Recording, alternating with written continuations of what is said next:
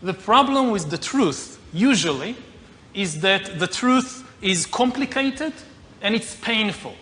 And COVID is critical because this is what convinces people to accept, to legitimize total biometric surveillance.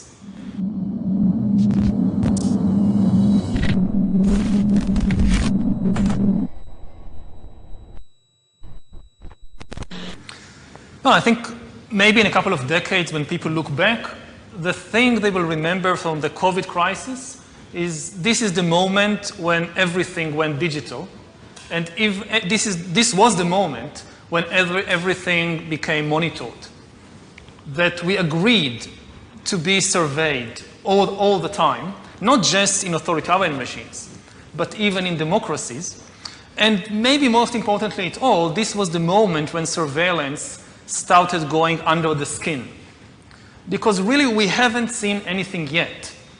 I think that the big process that's happening right now in the world is hacking human beings, the ability to hack humans, to understand deeply what's happening within you, what makes you go. And for that, the most important data is not what you read and who you meet and what you buy, it's what's happening inside your body. So we had these two big revolutions, the computer science revolution, or the infotech revolution, and the revolution in the biological sciences. And they are still separate, but they are about to merge. They are merging around, I would say, the biometric sensor. It's the thing, it's the gadget, it's the technology that converts biological data into digital data that can be analyzed by computers.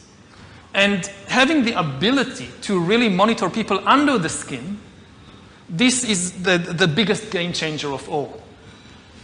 Because this is the key for getting to know people better than they know themselves. And COVID is critical because this is what convinces people to accept, to legitimize total biometric surveillance. If we want to stop this epidemic, we need not just to monitor people, we need to monitor what's happening under their skin, their body temperature. Like we walked in here, we had to go through a body temperature test. Even in Israel, it has become a national security issue, right? So again, I'm not against surveillance. It's an important tool, especially to fight epidemics. The question is, again, who is doing it and how? If you give it to the security service to do it, that's extremely dangerous. Yes, now they're using it to see whether you have the coronavirus. But exactly the same technology can determine what you think about the government. You know, anger is a biological phenomena just like disease. It's not some spiritual thing out there. It's a biological pattern in your body. With this kind of surveillance, I mean, you watch the big president, the big leader, gives a speech on television. The television could be monitoring you and knowing whether you're angry or not, just by analyzing the cues, the biological cues coming from your body. So now people are now watching us online, all over the world, this conversation. Now, maybe even right now, the people who are watching us are being watched and analyzed. And you know, the thing is, it's not just you're now watching this. The thing is, we know that you're watching this, and we also know how you feel. Are you angry about what you hear? Are you frightened? Are you bored? This is the kind of power that Stalin didn't have. You know, when Stalin gave a speech, everybody, of course, clapped their hand and smiled.